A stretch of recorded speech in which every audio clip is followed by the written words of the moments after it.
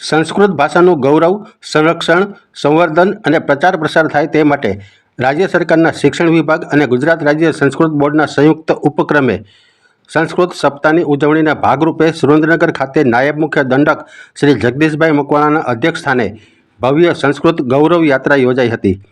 અલ્ટ્રાવિઝન શાળાથી SN વિદ્યાલય સુધીની આ યાત્રાનો નાયબ મુખ્ય દંડક શ્રી જગદીશભાઈ મકવાણાએ વૈદિક મંત્રોચ્ચાર સાથે શુભારંભ કરાવ્યો હતો.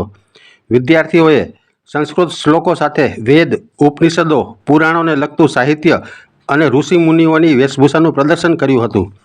યાત્રામાં કશ્યપ, અત્રિ, ભારદ્વાજ, વિશ્વામિત્ર, ગૌતમ અને જમદગ્નિ એમ સપ્ત ઋષિની વેશભૂષામાં સજ્જ વિદ્યાર્થીઓ આકર્ષણનું કેન્દ્ર બન્યા હતા.